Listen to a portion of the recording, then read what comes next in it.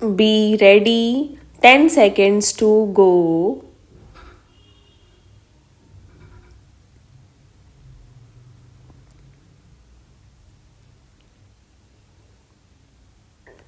Start. Mr. Deputy Speaker, sir, I rise to support the finance bill which has been presented by the Honorable Finance Minister. Sir, thereafter he was also pleased to announce some more concessions, and those concessions were also announced on the floor of the House. I have heard with great patience the various points which the honorable members from opposition were making here. The main thrust of their criticism was that the Honorable Finance Minister has left a very huge deficit uncovered, almost rupees 1700 crores. This has been left uncovered. Just 3 days before the budget, the petroleum minister was pleased to announce some price hike in petroleum products as to cover the gap. I do not know whether honorable member thereby wants to say that this is one of the means of resource mobilization. If he is fully convinced that this is resource mobilization, in which finance minister through the petroleum minister has done this, then of course he will be perfectly justified in raising that point, but every one of us is aware of the fact that there is still an element of subsidy in oil. We have not completely cleared the entire thing. So, any question of resource mobilization normally will not arise. Thereafter, there are only two courses left.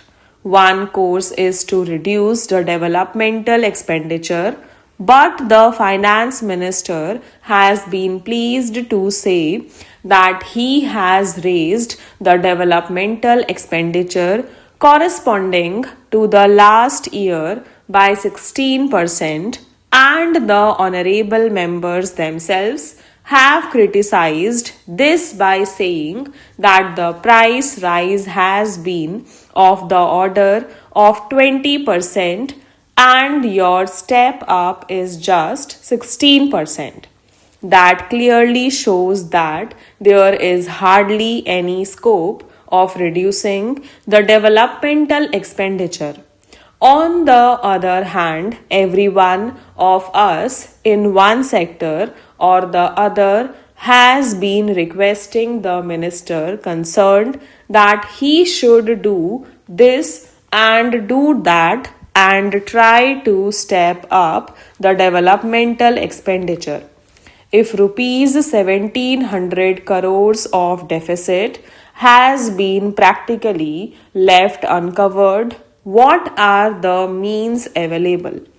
1. To reduce developmental expenditure, which, according to honorable members, is irreducible. You cannot do it. Now, the other thing or the other means which is available is taxation.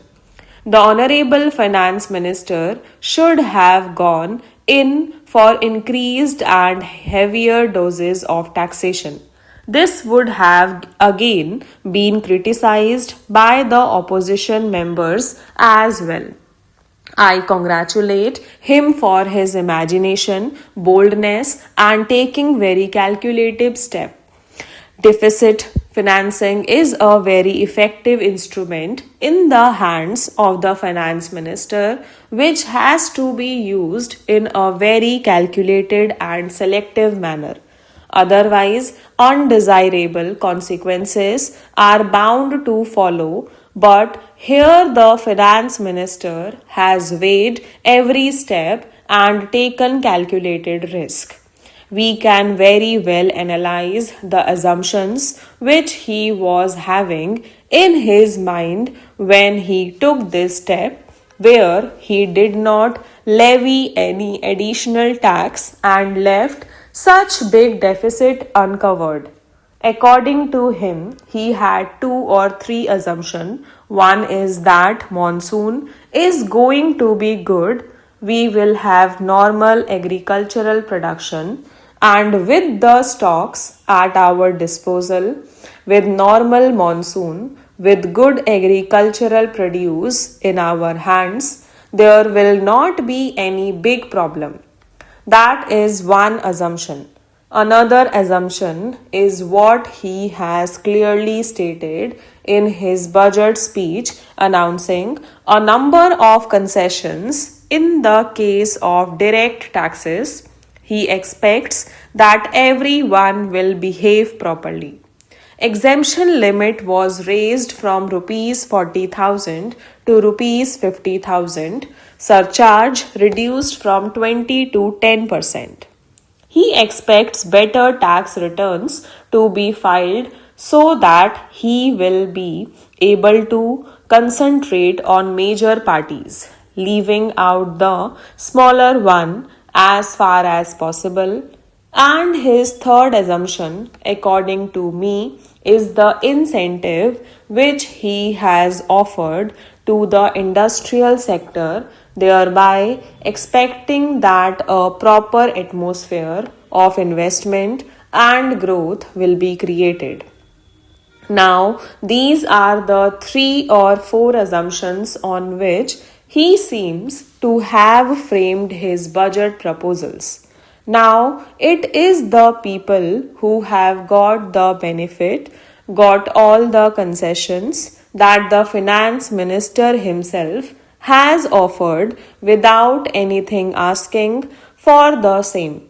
I do not think that any pressure was brought on the finance minister for these concessions. He, on his own, knowing the working of the industry department, knowing also the working of the finance department, has announced so many concessions with a view to create a proper atmosphere of growth and production.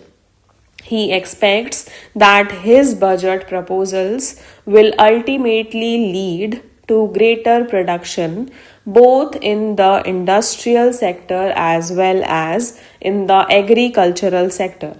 How best we respond is now left to the common people for whom he has announced so many concessions.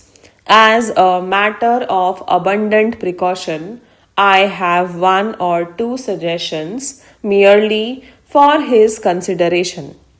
The first point which I would like to suggest will be about appreciable reduction in the non-developmental and non-plan expenditure. If this can be resorted to, a large number of schemes can be transferred to the respective state governments. Stop.